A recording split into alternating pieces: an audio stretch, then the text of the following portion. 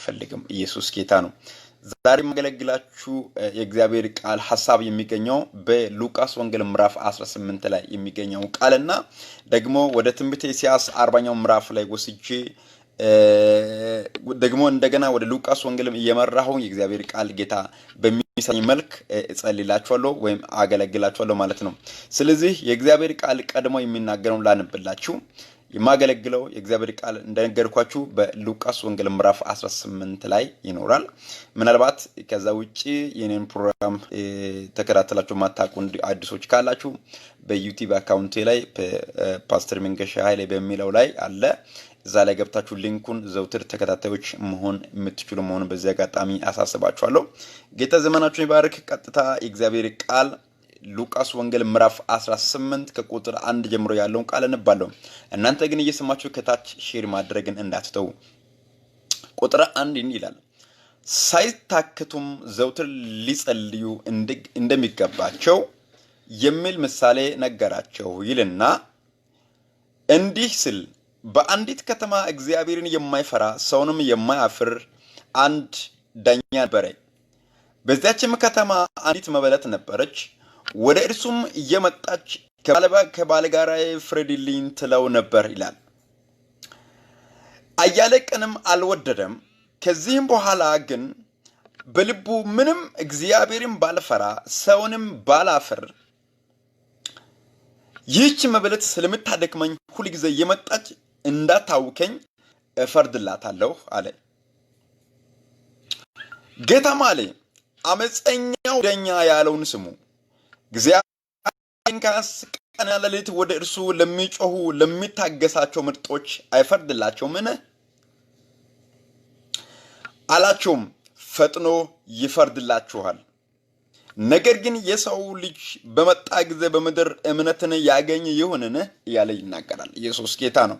ይህን ከተናገርኩ በኋላ ቀጥታ ደግሞ ወደ ትንቢተ ኢሳይያስ ምዕራፍ 40 ላይ ያለው ቃል ደግሞ በዛው ጋር አያይዘ ላውራላችሁ፣ ለእናንተ ለማጥናት ለማንበብ እንዲያመቻችሁ ማለት ነው። ቃልን በደንብ ስሙ እስኪ ባካችሁ፣ ገባ ወጣ ሳትሉ። ትንቢተ ኢሳይያስ 40ኛው ምዕራፍ ምን ይላል? እግዚአብሔርን በመተማመን የሚጠባበቁ ግን ኃይላቸውን ያድሳሉ፣ እንደ ንስር በክንፍ ይወጣሉ፣ ይሮጣሉ፣ አይታክቱም፣ ይሄዳሉ፣ አይደክሙም። በጣም የሚደንቅ ቃል ነው። እግዚአብሔርን በመተማመን የሚጠባበቁ ኃይላቸውን ግን ያድሳሉ፣ አይደክሙም፣ ይሮጣሉ። ኢየሱስ ጌታ ነው። ምን ማለት ነው? ይሄ ማለት ሰው አይደክም ማለት ሳይሆን የእግዚአብሔር ቃልና ከእግዚአብሔር ጋር ግንኙነት ያለው ሰው አይደክምም፣ ኃይሉ እግዚአብሔር ነው ማለት ነው። ዛሬ ከእናንተ ጋር የማካፍለው የእግዚአብሔር ቃል በእግዚአብሔር ፊት ሁኑ፣ እግዚአብሔር ጥሏችሁ አይሄድም በሚል ቃል ትንሽ ደቂቃ አወራለሁ። ኢየሱስ ጌታ ነው። ብዙዎቻችን እንግዲህ ከረጅም ጊዜ ከልጅነታችን ጀምረን በእግዚአብሔር ቤት ቆይተን ልንሆን እንችላለን። በዛው መጠን ደግሞ ብዙ ጥያቄ በህይወታችሁ ያለባችሁ ሰዎች አላችሁ። እስከ ዛሬ ድረስ ያልተመለሰላችሁ ጥያቄ አለባችሁ። እስከ ዛሬ ድረስ ብዙ ጥያቄ ተሸክማችሁ ብዙ ችግር ውስጥ የምታልፉ ሰዎች አላችሁ። ነገር ግን አንድ ነገር መናገር እፈልጋለሁ። ብዙዎቻችን እግዚአብሔርን ጠብቀን ልክ ከእግዚአብሔር ምላሽ የምንቀበልበት ጊዜ ውስጥ ድረስ ትተን እንሄዳለን። ያ ነገር ዋጋ ያስከፍናል። ኢየሱስ ጌታ ነው። መጽሐፍ ምንድነው የሚለው? ዘውትር በእግዚአብሔር ፊት መጸለይ እንደሚገባቸው ሊያሳስበው ፈልጎ በአንዲት ከተማ ያለው ጨካኝ ዳኛን እንደ ምሳሌ አድርጎ ጌታ ኢየሱስ ክርስቶስ ተጠቀመው። ይህ ዳኛ በሉቃስ ወንጌል ምዕራፍ 18ኛው ምዕራፍ ላይ ያለው ዳኛ ምን አይነት ሰው ነው ሲባል እግዚአብሔርን የማይፈራ ሰውንም የማያፍር እፍረት የሌለው ጨካኝ የሆነ ሰው እንደሆነ ይናገራሉ። ነገር ግን በጎረቤቱ አንዲት ሴትዮ ያለችው መበለቱ ሁሉ ጊዜ ከባለጋራዋ ጋር ሁሉ ጊዜ እየመጣች ትጨቀጨቀዋለች፣ ፍረድልኝ ትለዋለች። ይሄ ሰውየው ቅድም ቃሉ ከላይ በኩል እንደጠቀሰው እግዚአብሔርን የማይፈራ ሰውንም የማያፍር የሰው ፊትን የማይፈራ ድረቅ ወይም በጣም ክፉ ነው ሰዎች ብሎ በዚህ ምድር ላይ ለዚች ሴትዋ ሰውየው ለመፍረድ ምንም እንኳን መሰረት ያደረገው ነገር እንኳን ባይኖረው ሁሉ ጊዜ እየመጣች ስለምትጨቀጭቀውና ስለምታደክመው ሁሉ ጊዜ እየመጣች በፊቱ ስለምትቆም ዳግመኛ በፊቱ መታ እንዳትቆም ለአንድና ለመጨረሻ ፍርጀላት ሊገላገል የሚል ሐሳብ እንደያዘ መጽሐፍ እዚህ ጋር ያብራራል። ምንድነው ዋናው የመልእክታችን ርዕስ? እግዚአብሔርን መፈለግ ዋጋ ሊያስከፍል ይችላል። ለጥያቄዎቻችን በእግዚአብሔር ፊት መጸለይ ሊያደክመን ይችላል። በድካም መካከል አልፎ የሚመጣው ነገር ደግሞ እግዚአብሔር እንደማይፈርድና እግዚአብሔር እንደማይሰማ አድርጎ ልባችሁን ሁሉ ሊያጠቁርና ሊያስጨንቃችሁ ይችላል። ነገር ግን አንድ እውነት አለ። ቢዘገይም በእርግጥ እግዚአብሔር ለምርጦቹ ይፈርድላቸዋል። ኢየሱስ ጌታ ነው። ስለዚህ ከረጅም ዘመን ጀምራችሁ በብዙ ችግር ውስጥ ያላችሁ የእግዚአብሔርን እጅ እየተጠባበቃችሁ ያላችሁ ግን በችግር የምታልፉ እስከ መቼ ድረስ ነው የኔ ጥያቄ የምትሉ ሰዎች ካላችሁ ማድረግ የሚገባችሁ አንድ አንኳር ነገር እነግራችኋለሁ። እግዚአብሔርን ደጋግማችሁ ጸልዩ። አሁንም ደጋግማችሁ በ2010 ላይ ያልተመለሰላችሁ ጥያቄ ካለ በ2009 ላይ ጸልያችሁ በ2010 ላይ የጸለያችሁ በ2011 የጸለያችሁ በ2012 የጸለያችሁ አሁን ደግሞ በኢትዮጵያ ዓመት አቆጣጠር 2013 ላይ ገብተናል። አሁን በዚህም ጸልዩ። እግዚአብሔር ምላሹን ያፈጥንላችኋል። አንድ ነገር አለ። ኤሌክትሪክ መብራት የሚሰጠው ኔጌቲቭ ከፖዚቲቭ ጋር ወይም እሳትና ውሃ ሲገናኝ መብራትን እንደሚሰጥ ሁሉ እናንተና እግዚአብሔር ስትገናኙ እግዚአብሔር ነገሮቻችሁን ያፈጥናል። ምናልባት ጠላት በስራው በጣም ከባድና ጠንቃቃ ስለሆነ እናንተ ከእግዚአብሔር ጋር ቀጥታ እንዳትገናኙ ነገሮቻችሁን አርቆ እናንተንም ከእግዚአብሔር አርቆ አቆይቶ ሊሆን ይችላል። ዛሬ ግን የምነግራችሁ አንድ ነገር አለ። ማንኛውም አይነት ኬላ ብሮን ማንኛውም ለጠላት አሰራር ብሮን ማንኛውም አይነት መንገዳችሁ የሚዘጋ ብርቱ የሆነ የጠላት ውጊያ ቢኖር የጠላትን ውጊያ አፈራርሳችሁ ቀጥታ በሆነ መንገድ ከእግዚአብሔር ጋር ተገናኙ። እግዚአብሔር አምላክ መልሳችሁን ያፈጥናል። ይሄኛውን ቃል አንብላችሁ ትንቢተ ኢሳይያስ ምዕራፍ 40 ላይ ያለው ቃል አንብላችሁ በጣም የሚደንቅ እግዚአብሔር ቃል። ሃሌሉያ። በጣም ይሄ ቃል ምንድነው የሚለው? በ40ኛው ምዕራፍ ላይ ያለው ቃል ማንበብ እፈልጋለሁ። እሱ ቃል እንዲህ ይላል።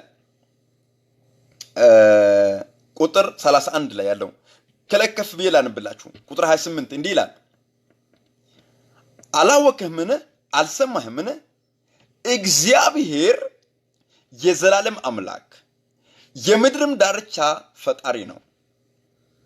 አይደክምም፣ አይታክትም፣ ማስተዋሉም አይመረመርም። ለደካማ ኃይልን ይሰጣል፣ ጉልበት ለሌለውም ብርታትን ይጨምራል።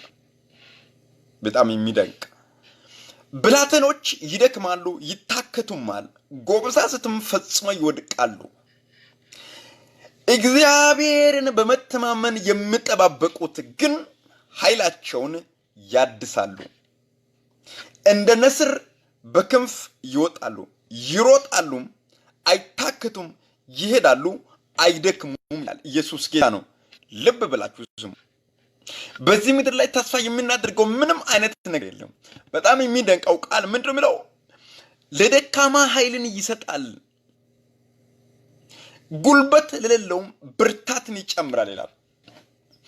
በዚህ ምድር ላይ ጠላት ወይም ሰይጣን በክርስቲያን ህይወት ላይ የሚያደርገው የመጀመሪያ ተጽዕኖ በእግዚአብሔር ፊት እንዳይጸልይ ቀድሞ ጉልበትን ይበላል፣ ቀድሞ የጸሎትን መንፈስ ይበላል፣ ቀድሞ ከእግዚአብሔር ጋር ያለውን ኮኔክሽን ይቆርጣል።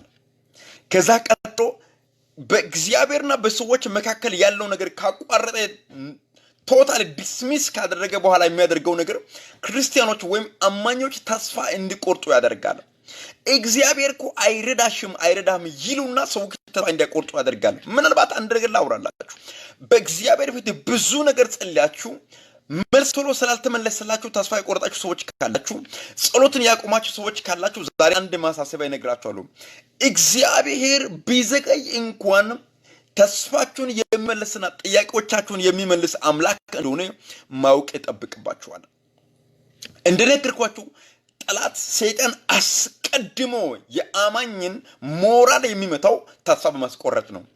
አስቀድሞ ጠላት የአማኞችን ጉልበት የሚበላው እንዳይጸልዩና በማድረግ ቀድሞ የሰዎች ሞራላቸውና መንፈሳቸውን ይመታል። ሰዎች ሞራላቸውና መንፈሳቸው ሲመታ መጸለይ እንደማይችሉና ሞራላቸው ከተመቻ በኋላ ያን ካረጋገጡ ተስፋ ወደ መቁረጥ ይመጣሉ። ኢየሱስ ክርስቶስ ጌታ ነው።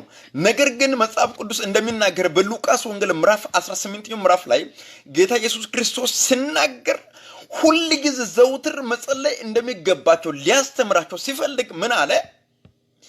በአንዲት ከተማ ያለውን ያንን ክፉ ዳኛ ጨካኙ ዳኛ ነው ያሳያቸው።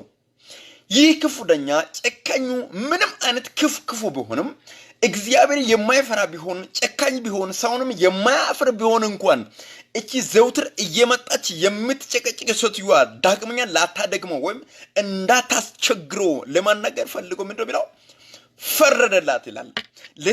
ለሴትዮዋ ወዶ አይደለም ፈልጎ አይደለም ደስ ብሎትም አይደለም የምትነዘረው ንዝናዜው ስላስጨነቀው ለመገላገል ብሎ ፈረደላት ይላል። አስቡ እንግዲህ ይህ ክፉ ሰውዬው እንደዚህ ከሴትዮዋ መጨቃጨቅ ቢዮ ከፈረደላት በሰማይ ያለው እግዚአብሔር ሁሉ ጊዜ ፊቱን ለሚፈልጉ ለነዚያ ምርጦች እንዴት አይፈርድላቸውም ይላል። ይልቁንስ ፈጥኖ ይፈርድላቸዋል። ጂሰስ ምናልባት ተስፋ የቆረጣችሁ ሰዎች ካላችሁ እግዚአብሔር ምስክር ዛሬ ነግራችኋለሁ። እግዚአብሔር ፊት ማንም ሰው ተስፋ መቁረጥ አግባብ ነው ብዬ አላምንም። ፈጽሞ ደግሞ ተስፋ እንድንቆርጥም አልተፈቀደልንም።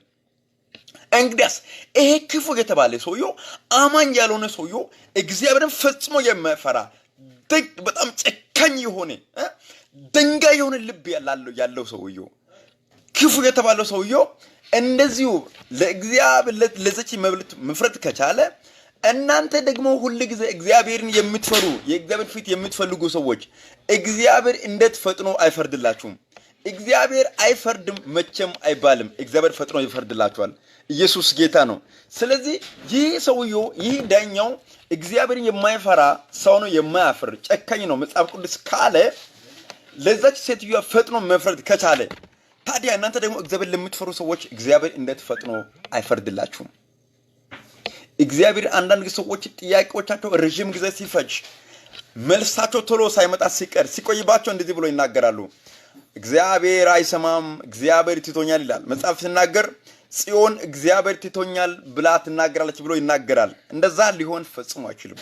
ይህ ሉቃስ ወንጌል ምዕራፍ 18 ያለው ሰውዬው ሁለት መልክ አለው። እግዚአብሔርም አይፈራም፣ ሰውንም አያፍርም። ነገር ግን ሴትዮዋ ሁሉ ጊዜ እየመጣች ስለምታደክመው ስለምታስቸግረው ዳግም ወደፊቱ እንዳትመጣ ብሎ ለአንድ ለመጨረሻ ፈርዶላት ተገላገለ ይላል። አንድ ከባድ መናገር ፈልጋለሁ።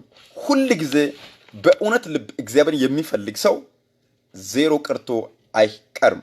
ማንም ሰው የእግዚአብሔርን ፊት በቅንነትና በታማኝነት ከፈለገ መልሱን ያገኛል። መጽሐፍ ምን እንደሚለው ማርቆስ ወንጌል ምዕራፍ 15 ምዕራፍ ላይ ምን እንደሚለው ጌታ ኢየሱስ ሲናገር አንዴ ሴትዮዋ ደቀ መዛሙርትና ኢየሱስ አብሮ ሲሄዱ ከኋላው የመጣች የልብሱን ጫፍ ዳስሽ እንደሆነ ይፈወሳለሁ ትለው ነበር። ለ12 ዓመት ሙሉ ከላይ ወላይ ደም ይፈስ ነበር ይላል መጽሐፍ። ልክ ከሰዎች መካከል ቀርባ የኢየሱስ የልብሱን ጫፉን ስትነካ ለ12 ዓመት ሙሉ ከላይ ወላይ የሚፈሰው ደም አውቶማቲካሊ ቆመ ይላል።